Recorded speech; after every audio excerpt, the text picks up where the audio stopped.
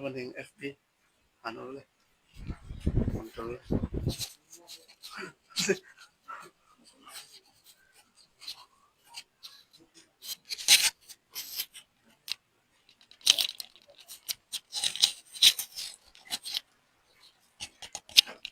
ano guys.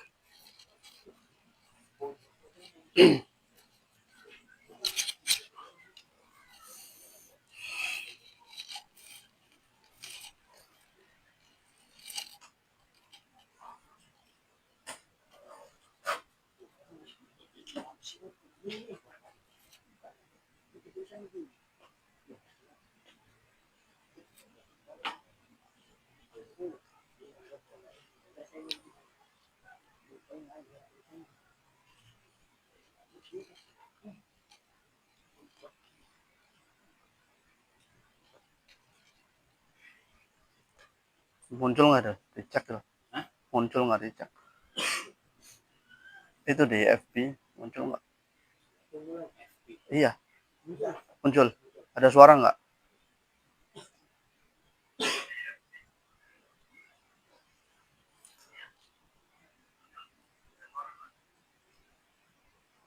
Baik, kita mulai saja ya. Sudah jam 20.08. Bismillahirrahmanirrahim. Assalamualaikum warahmatullahi wabarakatuh. Alhamdulillah, salatu wassalamu ala rasulillah. Amma ba'du.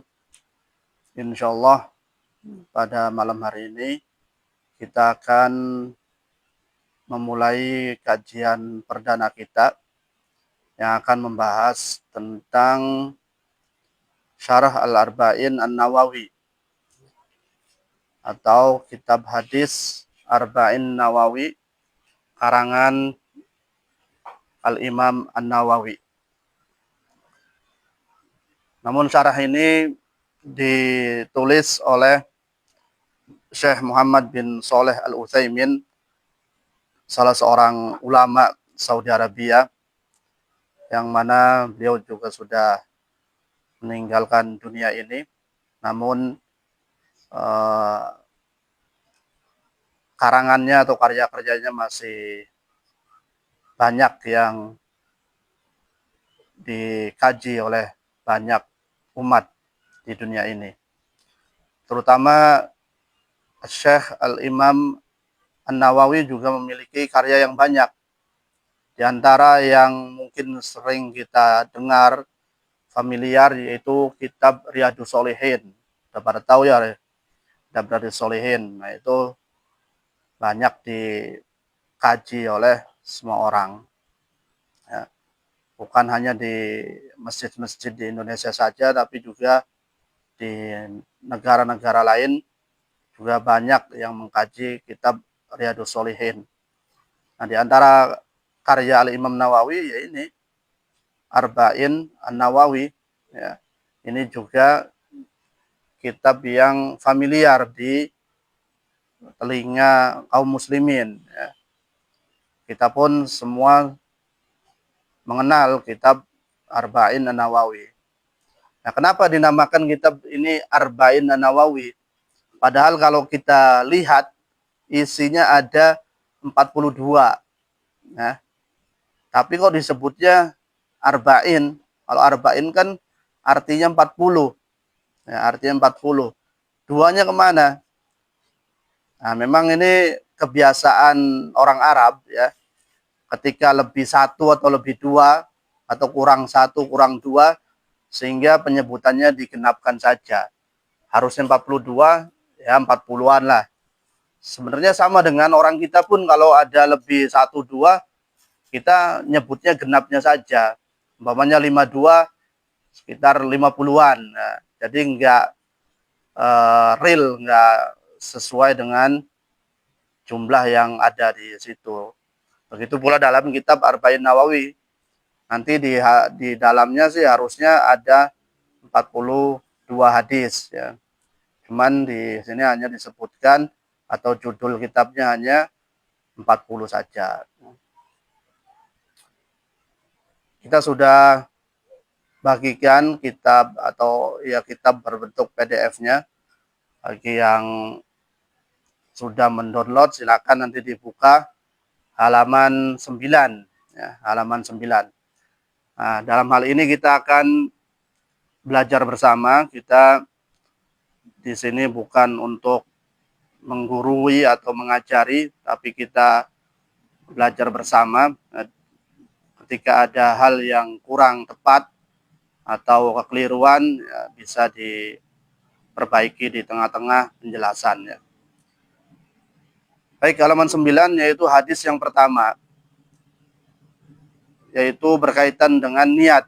Nah, perlu kita ketahui juga hadis-hadis yang ada di dalam Arba'in Nawawi ini mengandung atau membahas terkait dengan banyak bab atau banyak hal ya, bukan hanya masalah fikih saja atau akidah saja, tapi ini mencakup banyak bab ya.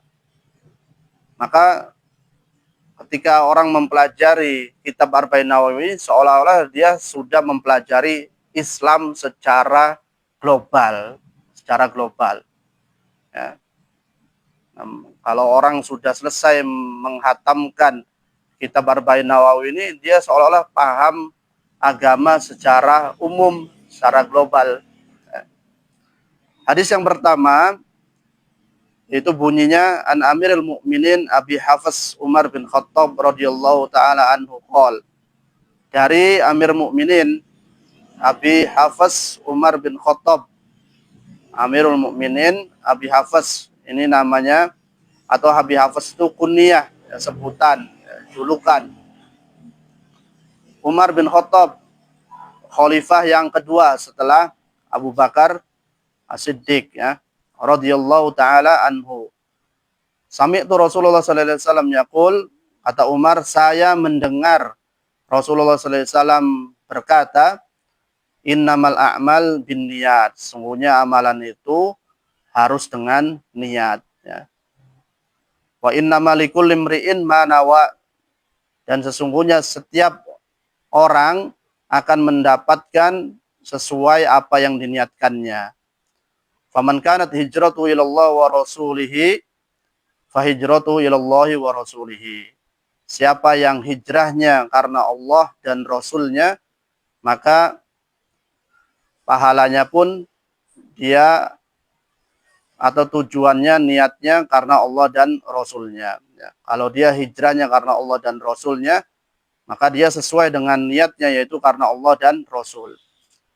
Waman kanat hijratuhu lidunya yusibuha, dan siapa yang hijrahnya karena dunia tujuannya yang diinginkannya, atau imro'atin yang kihwa, atau wanita yang ingin dinikahinya, maka hijrahnya pun sesuai dengan apa yang diinginkan.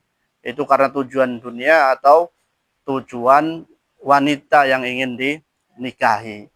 Ya. Itu secara tekstual artinya, bahwasanya hadis ini berbicara tentang niat, ya, berkaitan dengan niatnya. Nah, kita perkata demi kata akan dijelaskan terlebih dahulu. Seperti an Amirul Mukminin, maksud dari al Amirul Mukminin tadi ya sudah kita ketahui bahwasanya Amirul Mukminin sini adalah Umar bin Khattab radhiyallahu anhu. Dia adalah khalifah kedua setelah Abu Bakar As-Siddiq. Dan beliau menjadi khalifah itu resmi, ya. Kenapa dikatakan resmi dan sah? Karena yang memilih langsung adalah Abu Bakar As-Siddiq. Kemudian juga dibaiat oleh para sahabat lainnya, ya. Jadi kepemimpinannya sah, ya, karena yang memilih langsung dari pemimpin sebelumnya. Sebab dulu kepemimpinan itu ya memang harus dipilih dari pemimpin sebelumnya, ya. Kemudian juga dibaiat oleh para sahabat di Saqifah, ya. Kemudian sabda Rasulullah SAW atau kalimat sami'tu di sini, sami'tu Rasulullah, Umar mengatakan sami'tu Rasulullah, saya mendengar, ini menunjukkan bahwasanya Umar langsung mendengar hadis ini dari Rasulullah SAW tanpa perantara. Sehingga di sini banyak orang yang mengira bahwasanya hadis ini hadis palsu atau hadis yang tidak sanadnya tidak nyambung pada Nabi. Kenapa? Karena hanya Umar saja yang mendengar. Ya. Sedangkan sahabat-sahabat lain tidak meriwayatkan. Kok bisa kan gitu. Tetapi ada bukti-bukti yang menjelaskan bahwasanya hadis ini hadis yang sahih, ya, hadis yang bisa diamalkan dan nyambung dari Nabi Muhammad SAW karena ada bukti-bukti dari Al-Quran dan sunnah Nabi lainnya. Di antara bukti dari Al-Quran yaitu surat Al-Baqarah ayat 272. Wa ma tunfikuna illa ibtigha'a wajhillah. Dan apa yang kalian nafkahkan kecuali mengharap wajah Allah. Nah ini kan juga berkata dengan niat. Apa yang diinfakkan seorang itu ya tujuannya mencari ridho Allah atau mencari wajah Allah Subhanahu wa taala. Ya.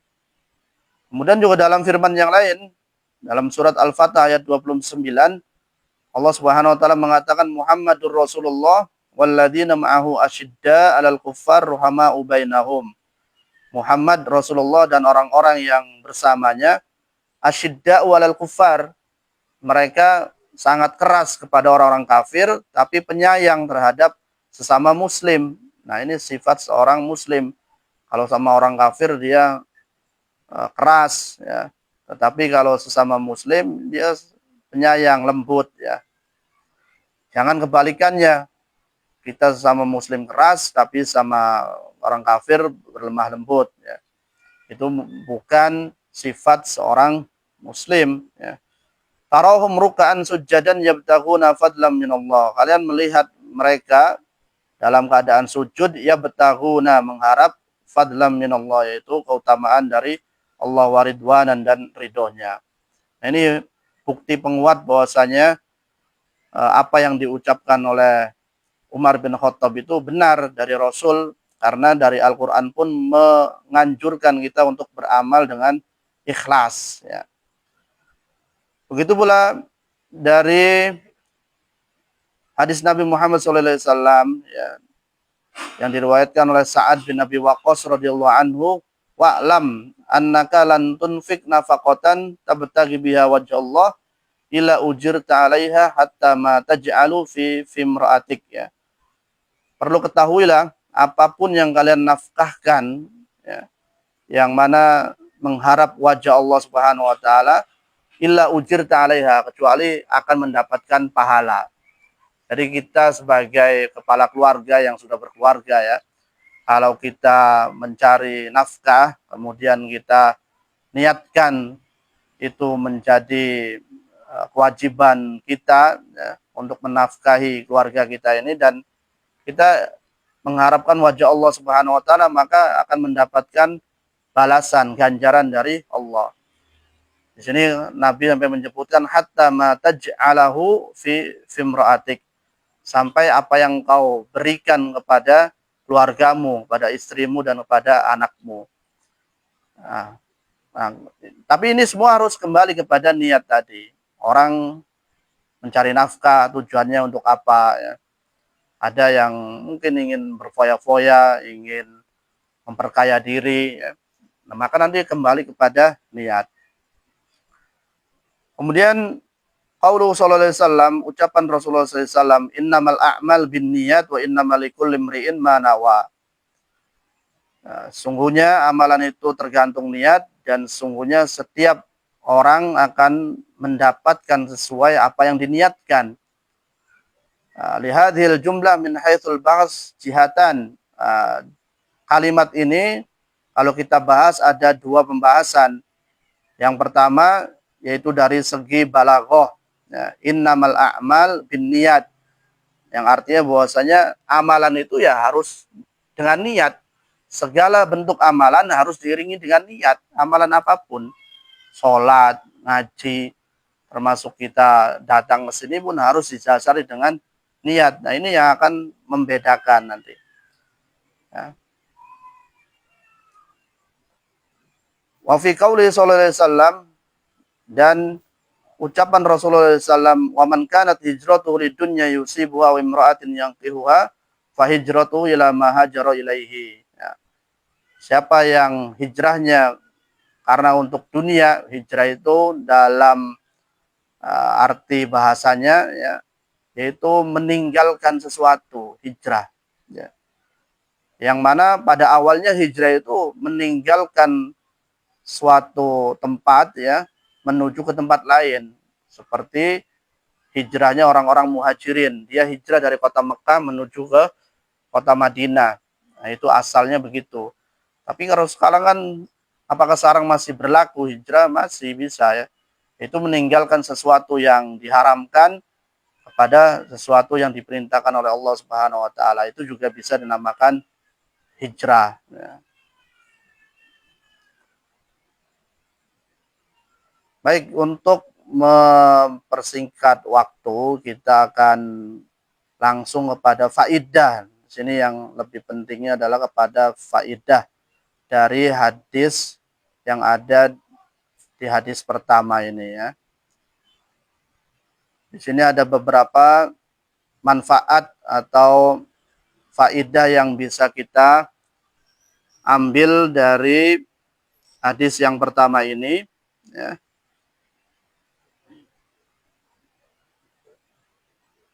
Yaitu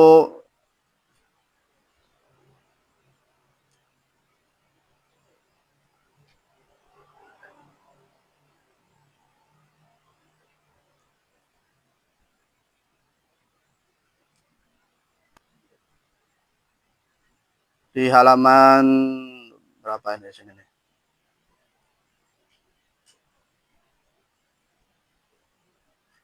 Ya, halaman 18. Ya, di sini ada faidah-faidah dari hadis yang ada pada hadis pertama dari Syarah Arba'in Nawawi. Di antara faidahnya yang pertama, hadal hadis ahadul ahadis allati 'alaiha madarul Islam. Jadi hadis ini adalah salah satu hadis rujukan ajaran Islam. Jadi rujukan atau perintah-perintah Islam itu kembali kepada hadis ini. Jadi ya.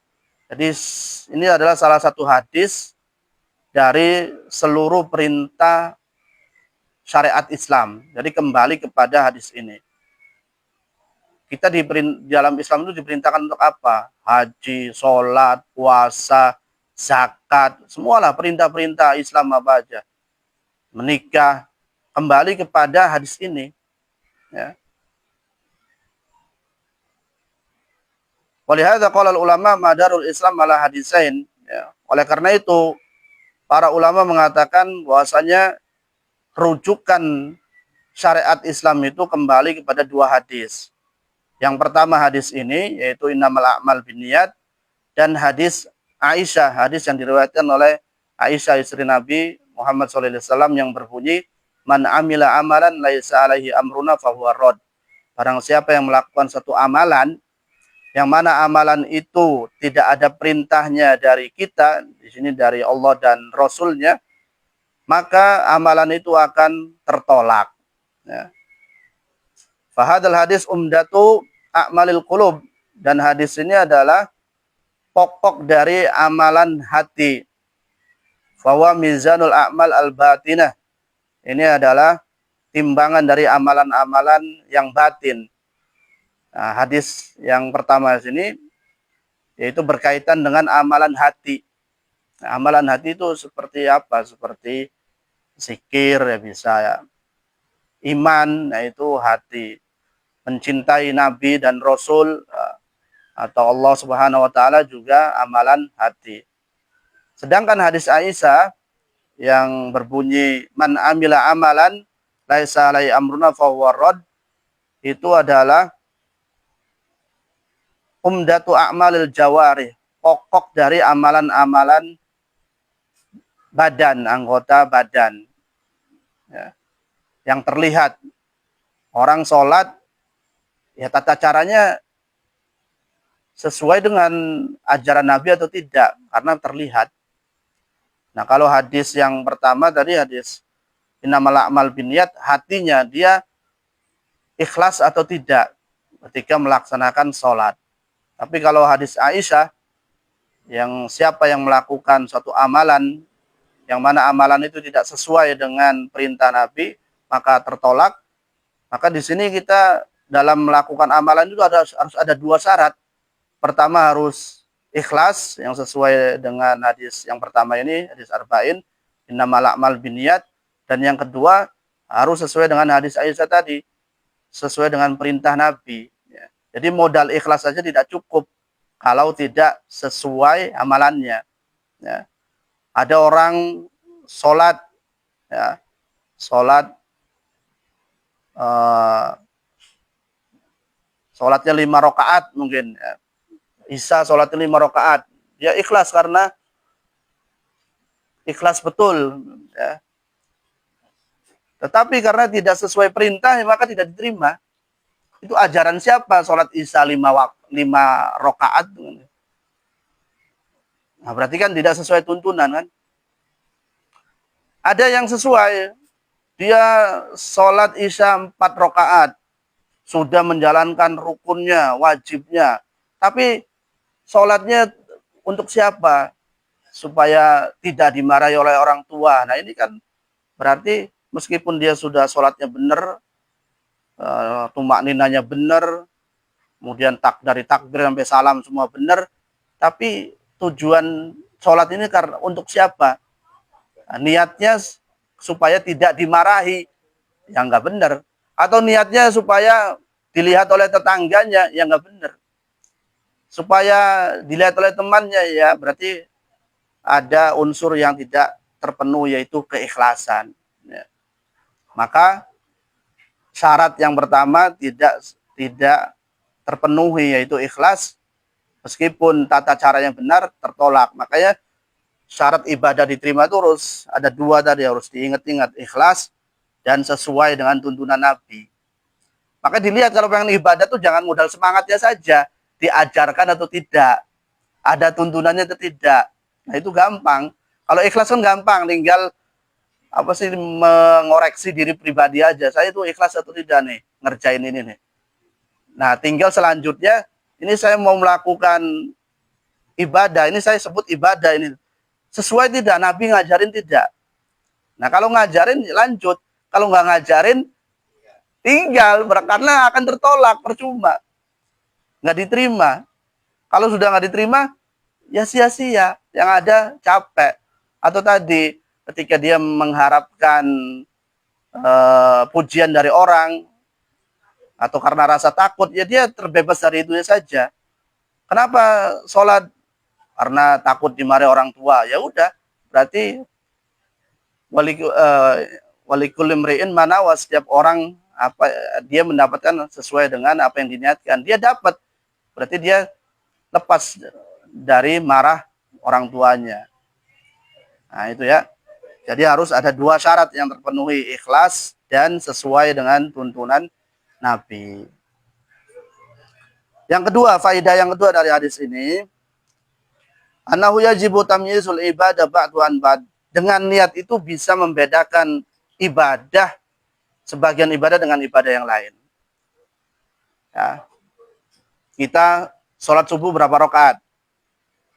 2 rakaat ya. Kemudian sholat sunnah sebelum subuh berapa rakaat? 2 juga. Kok sama saja bilangannya 2 rakaat dengan 2 rakaat? Apa yang membedakan? Kita ini sedang sholat sunnah sebelum fajar 2 rakaat. Kemudian selanjutnya kita akan melaksanakan sholat subuh 2 rakaat. Yang membedakannya apa? Ya dengan niat. Kalau nggak ada niat, ya sama aja dua-duanya. Sebelum subuhnya 2 rakaat, sholat subuhnya pun 2 rakaat. Maka dengan niat ini membedakan mana yang sunnah, mana yang wajib. Nah itu ya.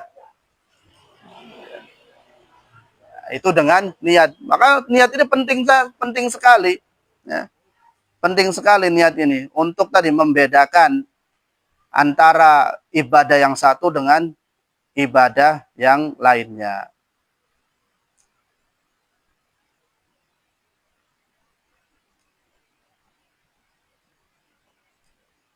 Kemudian berikutnya,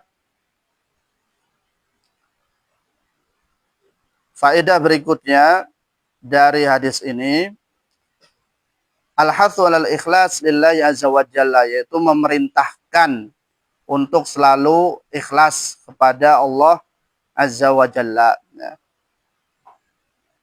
Ya, Nabi sallallahu alaihi wasallam qassaman nas ila qismain. Karena Nabi kita Muhammad sallallahu alaihi wasallam membagi manusia itu ada menjadi dua bagian. Ya. Bagian yang pertama, ada orang mengerjakan suatu ibadah,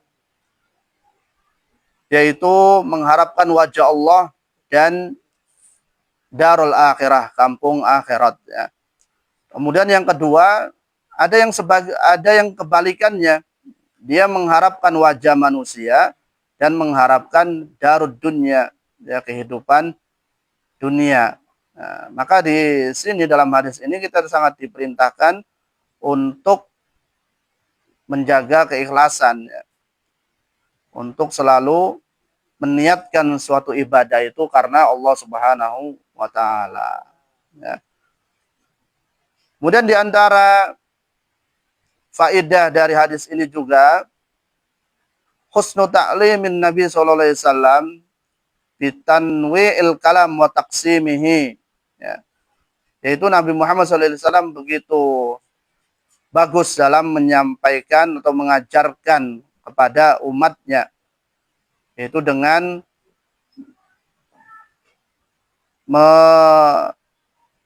membagi atau menjadikan perkataan itu bermacam-macam, ya. Seperti di sini dikatakan innamal a'mal binniyat wa innamal likulli imri'in ma nawa, ya. Nah, innamal a'mal itu kaitannya dengan amalan, ya. Adapun maksudnya dengan amalan ini, amalannya sesuai atau tidak yang diperintahkan Nabi atau tidak Allah dan Rasulnya. Adapun wa inna malikul imrin ma nawa, ya kembali kepada orang yang mengerjakannya. Dia mengerjakan amalan itu tujuannya apa? Niatnya apa? Ya. Faedah yang kelima, qarana Rasulullah sallallahu alaihi wasallam ma'allah ta'ala bil waw. Rasulullah sallallahu alaihi wasallam dalam hadis ini menggabungkan antara Allah dan Rasulnya dengan huruf waw.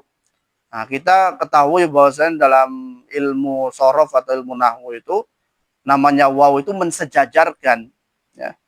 Ilallahi wa rasulihi, ya. Walam yakul thumma rasuluhu. Kenapa tidak pakai thumma? Ya, kan berarti kan harusnya kita nggak boleh. Masa Allah dan Rasulnya disejajarkan? Harusnya nggak boleh, kan? Seperti orang yang mengatakan Masya Allah wa syi'ta. Boleh nggak kita mengatakan Masya Allah wa syi'ta? Karena kehendak Allah dan kehendak engkau. Boleh nggak? Tidak boleh, ya. Harusnya Masya Allah wahdah. Harusnya ya Allah saja. Karena Allah yang mempunyai kehendak. Kita manusia sampai setingkat Nabi pun tidak memiliki kehendak. Karena yang menentukan itu adalah Allah Subhanahu wa ta'ala. Maka bagaimana jawabnya? Jawabnya dalam hadis ini kenapa disambung dengan waw, ya, bukan pakai thumma? Jawabnya adalah ma yata'allaq bisyari'ah fa yu'abbar anhu bil waw. Yang kaitannya dengan syariat, hukum syariat, maka menggunakan waw. Li'anna ma sadara 'anin Nabi sallallahu alaihi wasallam minasy-syara' kalladzi sadara minallah. Karena yang bersumber dari Nabi sama dengan bersumber dari Allah. Perintah syariat yang bersumber dari Nabi itu ya datangnya dari Allah. Berbeda dengan ketetapan, ya, tadi Masya Allah wa syi'ta, ya kehendak itu ya hanya Allah. Nabi tidak bisa, ya. Nabi tidak bisa menentukan. Tapi kalau syariat, ya apa yang diperintahkan Nabi, ya semua sumbernya dari Allah Subhanahu wa ta'ala. Nah, itu bedanya. Kenapa? Dalam hadis ini langsung ilallahi wa rasulihi, ya.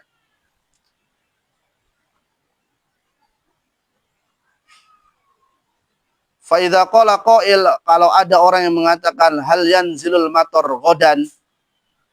Nah, apabila ada yang bertanya kepada kita, apakah besok akan turun hujan? Jawabannya apa? Kalau ada yang menjawab Allah wa rasuluhu a'lam, kalau jawabannya, kalau ada yang bertanya, besok akan turun hujan atau tidak? Allah wa rasuluhu a'lam, Allah dan Rasulnya yang mengetahui. Kira jawaban begini benar atau salah nih? Salah. Kenapa bisa salah? Lianna Rasul sallallahu alaihi wasallam laisa indahu ilmun bihal, karena Rasul tidak mengetahui ilmunya dan tidak punya kehendak untuk menurunkan hujan. Jadi yang benar ya Allahu a'lam. Ya, jangan menggabungkan Rasul, karena yang menurunkan hujan adalah Allah semata. Rasul nggak bisa. Jadi ketika ditanya apakah besok akan hujan, terus kita jawabnya Allah wa rasuluhu a'lam, Allah dan Rasulnya yang maha mengetahui, ya salah itu. Karena Rasul tidak mengetahui perkara yang gaib. Ini termasuk perkara yang gaib. Kecuali dapat wahyu. Oh iya besok akan turun hujan.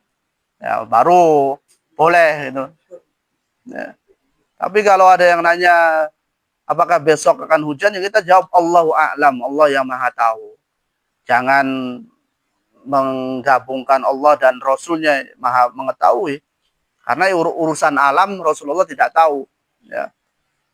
Para nabi tidak tahu, para rasul tidak tahu.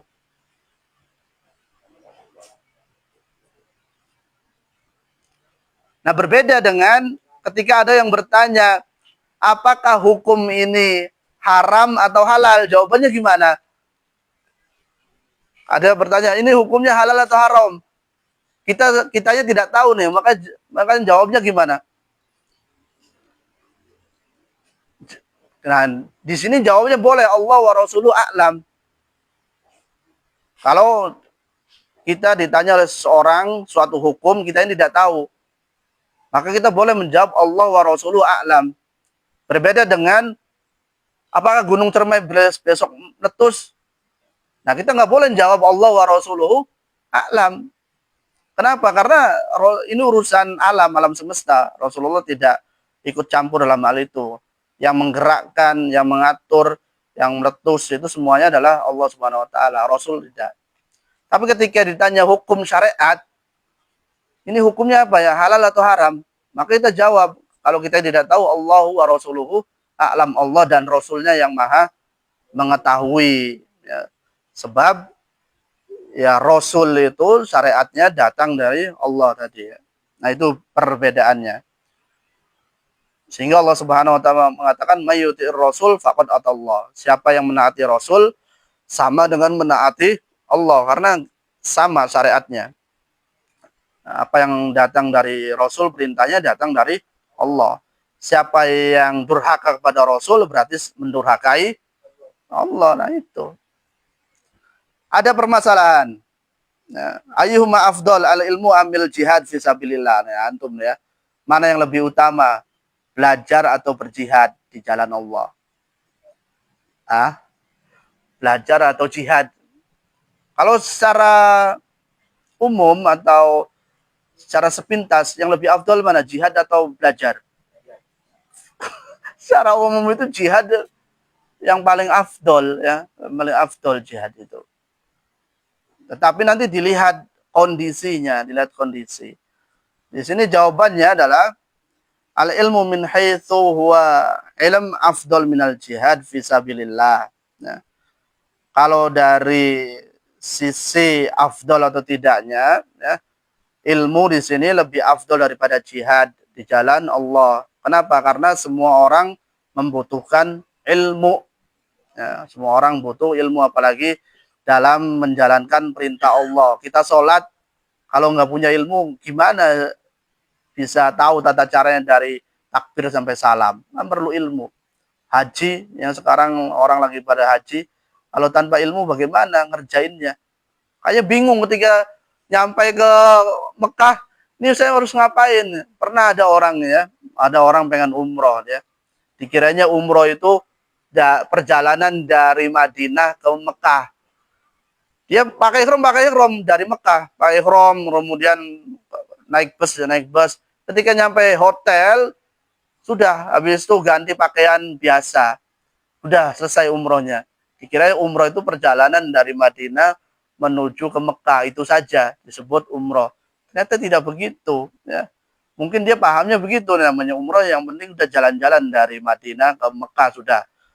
Ya, ternyata harus tawaf, ya, harus sa'i, dan ada amalan-amalan lainnya. Nah itu kalau orang nggak tahu ilmunya akhirnya begitu. Ya. Jadi semua orang itu membutuhkan ilmu. Ya.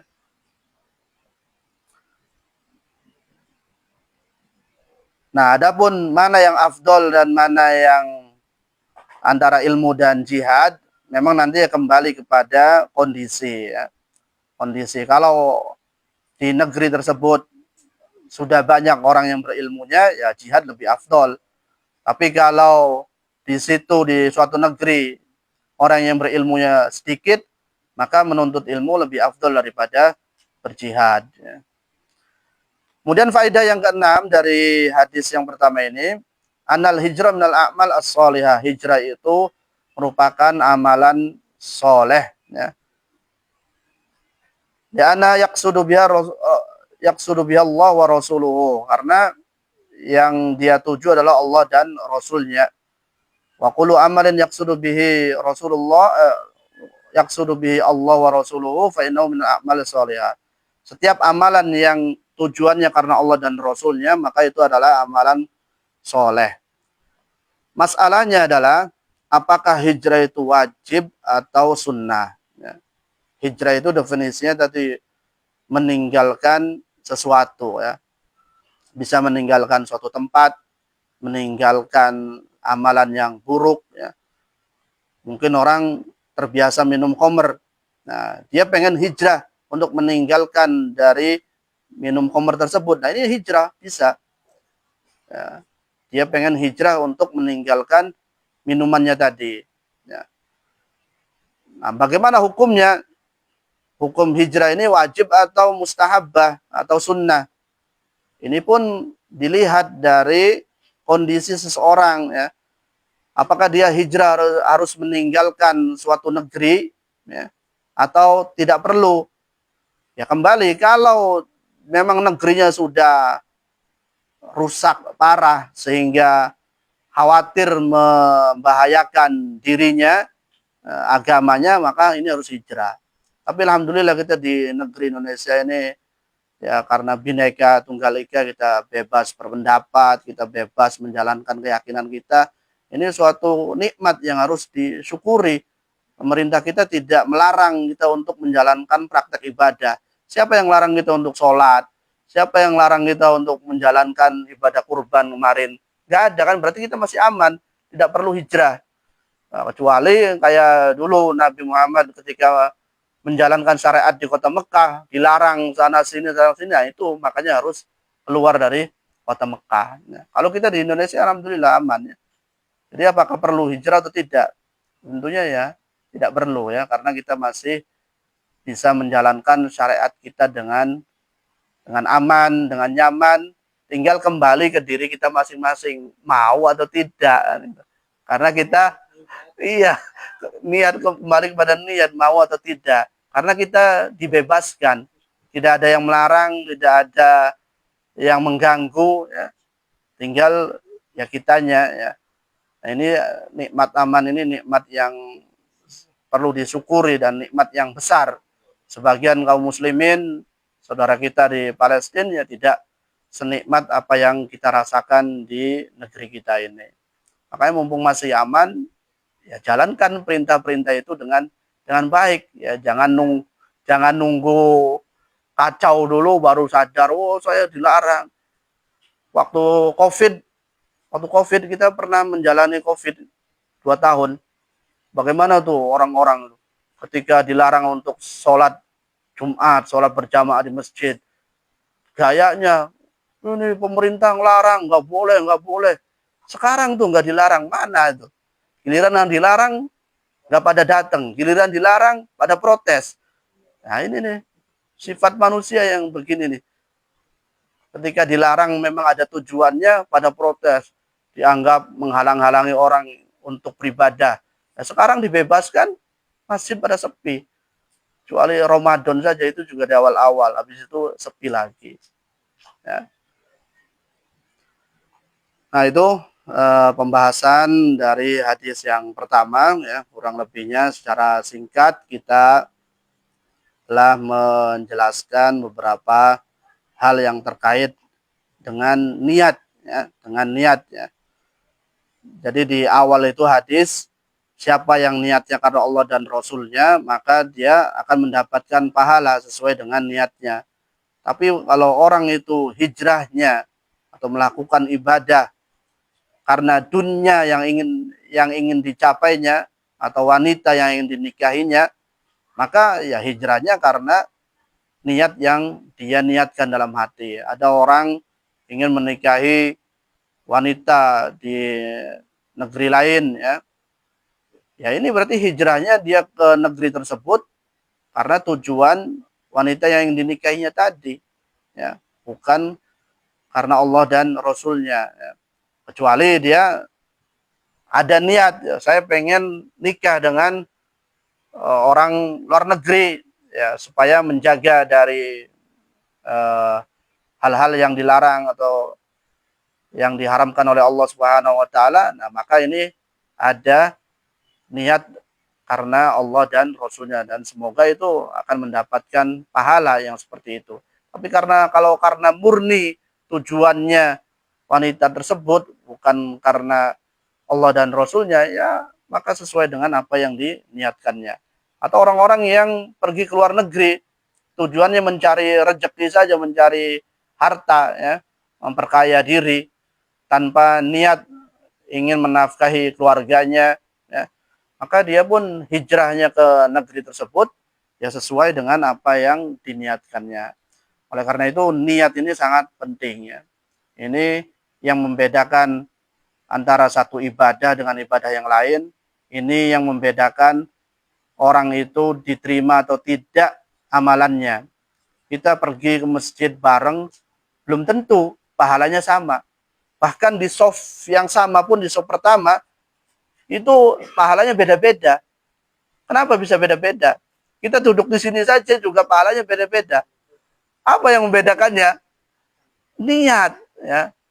Besar kecilnya niat tadi, itu yang akan membedakan. Ya. Besar kecilnya niat. Ya.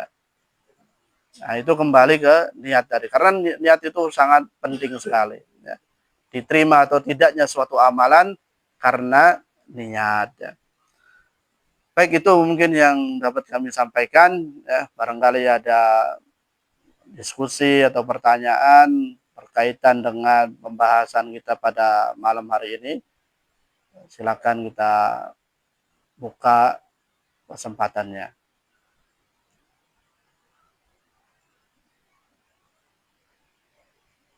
Cukup mudah dan paham, ya.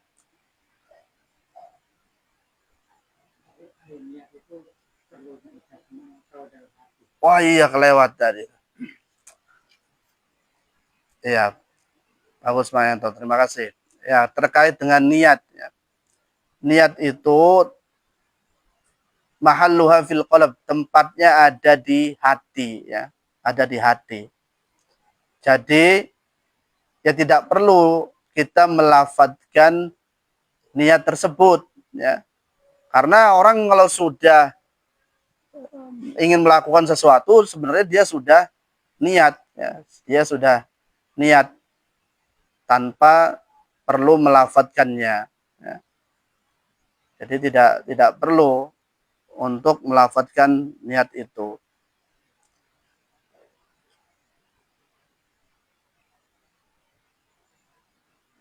Iya itu Mayanto.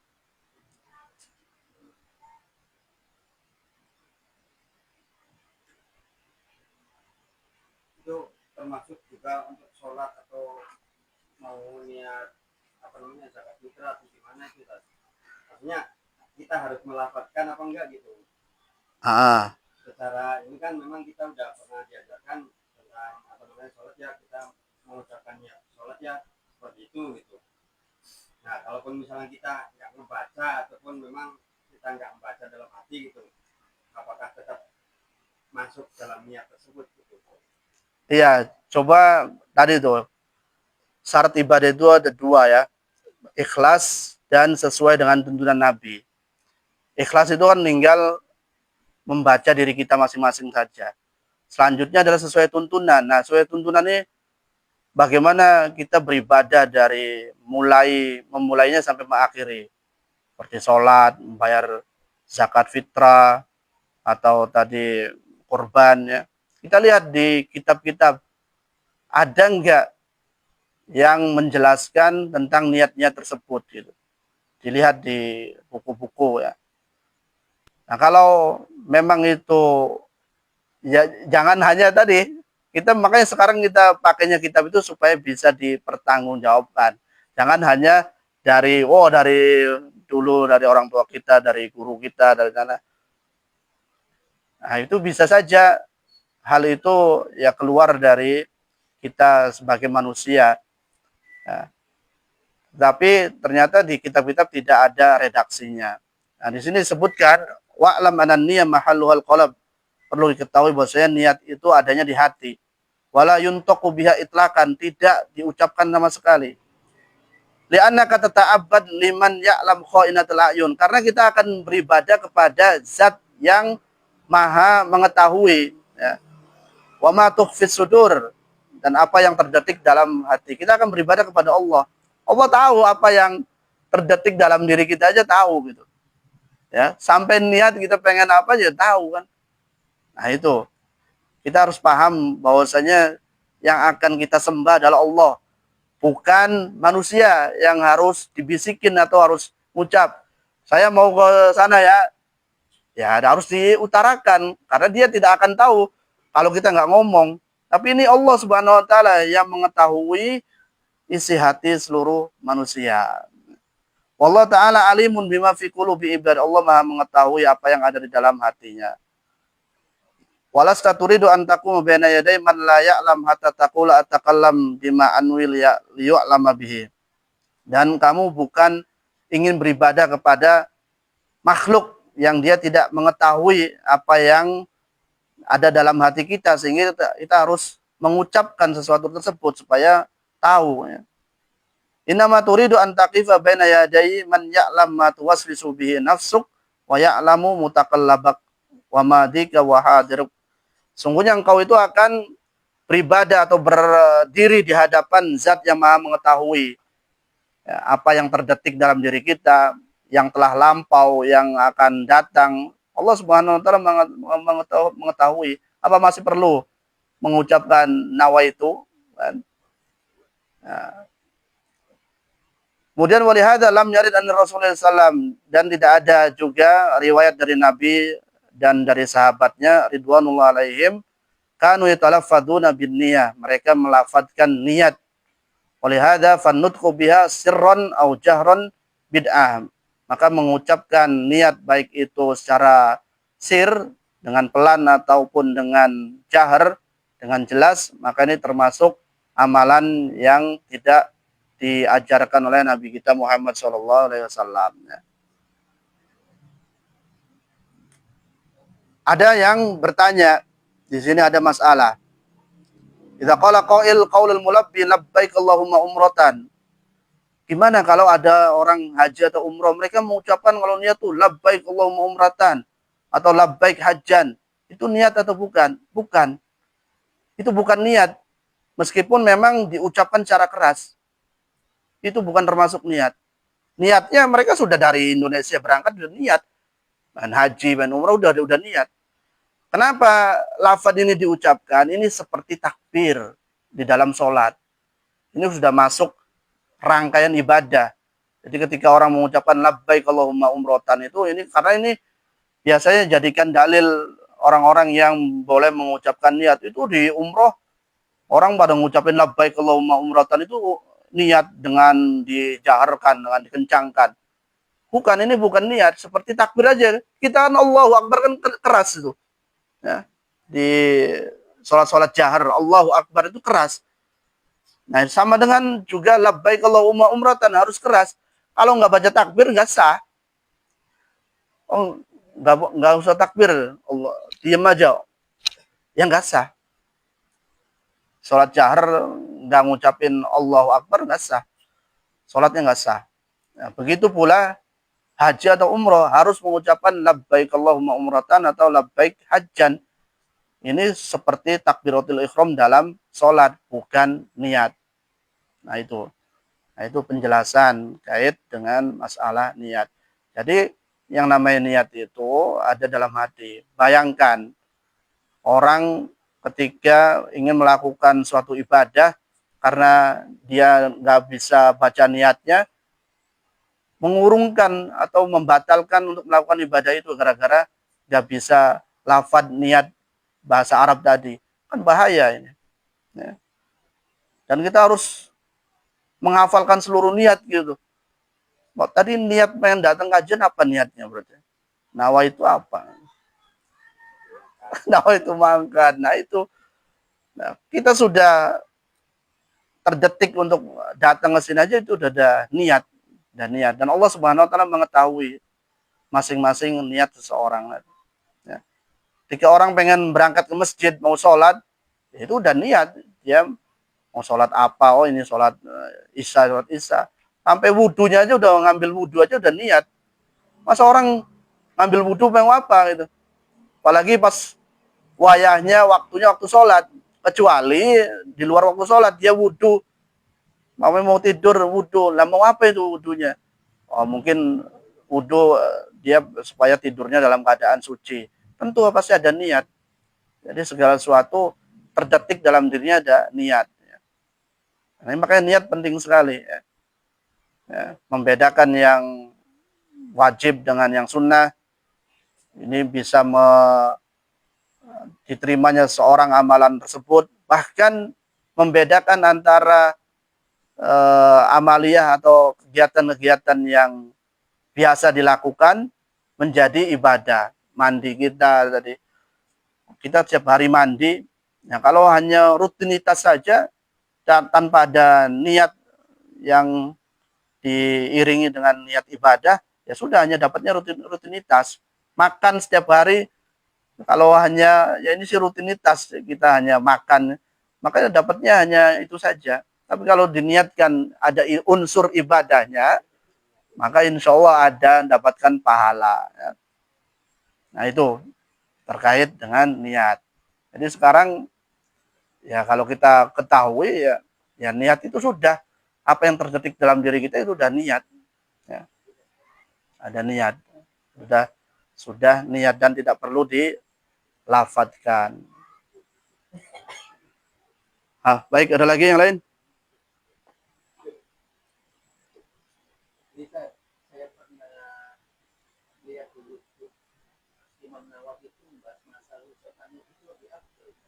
Ucapan?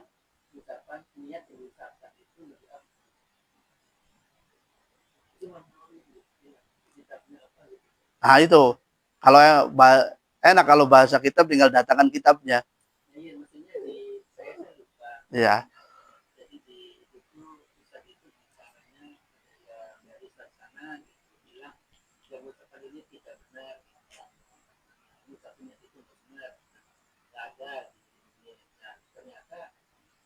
Dia juga mengucapkan bilang dari Imam Nawawi mengatakan ini benar.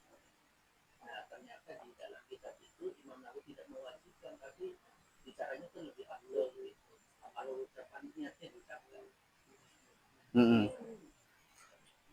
Iya, nanti tinggal kita apa sih bareng-bareng membaca atau melihat kitab tersebut sehingga bahwasanya ini benar datangnya dari beliau langsung Al-Imam Nawawi, bukan dari tadi itu dari penjelasan ustadz tersebut atau pemateri tersebut ya. Makanya kita kenapa menggunakan kitab ini karena supaya bisa dipertanggungjawabkan, tidak ada tambahan dari yang ngomong ya. Karena orang ngomong bisa saja menambah-nambahkan. Tapi kalau berdasarkan kitab tinggal ini karangan ulama tinggal bisa dibaca ya dan ya bisa dipertanggungjawabkan tadi itu aja. Nah, paling itu tuh ya terakhir ya itu tuh doa bukan niat bukan. Jadi sebelum kita mengucapkan itu doa tersebut kayak menyembelih nih, doa menyembelih apa nih sebelum menyembelih? Kalau niat kan dari awal udah niat nih menyembelih, tapi kan ada doa tersebut. Nah yang disakitikan itu, nah doa tersebutnya tuh kan. Kalau doa memang diperintahkan, ada doa kita sebelum nyembelih berdoa memuji pada Allah, benar itu sesuai. Kita pengen masuk masjid ada doa memang sesuai. Tapi niat sudah niat kemudian kita dilafatkan kayak tadi pengen membayar fitrah, harus ada nawa itu, kalau nggak nawa itu dia merasa kurang sah, kurang afdol. Nah ini yang harus diluruskan ya, harus dilihat kembali memang benar atau tidak. Ketika kita ingin mengeluarkan zakat itu niatnya seperti ini, dan bisa dicek kalau memang itu datangnya dari Nabi, insya Allah Muslim yang lain pun akan mengucapkan hal yang sama, ya, karena itu sumbernya dari satu orang. Ya. Seperti kita masuk ke WC, doanya begitu. Antum tanya sama orang Mesir, sama orang Irak, sama orang Saudi, sama. Karena sesuai sumbernya dari Nabi. Tapi kalau yang kita baca mungkin yang tadi niat zakat, seperti itu. Coba dicek orang Saudi ketika ngeluarin zakat, niatnya seperti apa. Terus nanti orang mana lagi, orang Mesir ketika ngeluarin zakat, niatnya seperti apa. Sama tidak seperti kita mau masuk masjid, keluar masjid, kalau yang sumbernya sama, insya Allah tidak ada perbedaan. Karena sumbernya sama dan kita Muslim. Muslim itu sama. Karena kaidahnya tadi bersumber dari Nabi yang sama. Nah itu gampang ngeceknya. Tapi kalau ada perbedaan, wah kok orang Muslim Indonesia keluarin zakat niatnya begini. Nanti orang lain, orang Muslim lain niatnya gimana? Nah, ketika ada perbedaan, nah ini baru di cross check di mana nih yang benar nih. Harusnya sama karena sumbernya sama. Seperti tadi, antum keluar WC sama. Orang Saudi ketika ditanya keluar WC apa doanya, ya gufronaka gitu, sama. Ya. Mau tidur doanya sama. Karena sumbernya sama dan hadisnya sahih benar itu datangnya dari Nabi. Nah, biasanya yang tadi tuh makanya amalan yang tidak datang dari Nabi nanti bisa beda-beda, bisa beda-beda itu. Nah, wallah alam. Baik, ada yang lain?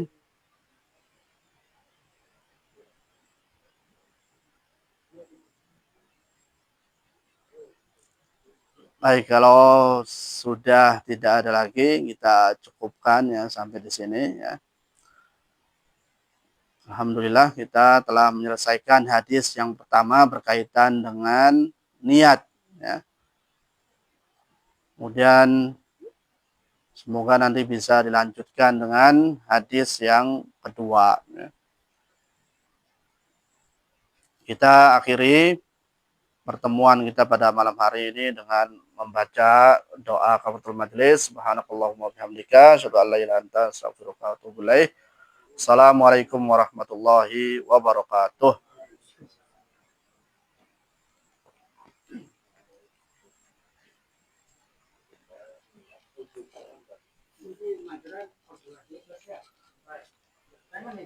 Off the record. Masalah niat mau kok, masalah niat yang diucapkan itu lebih apa? Lebih afdol. Itu doa-doa maksudnya itu doa.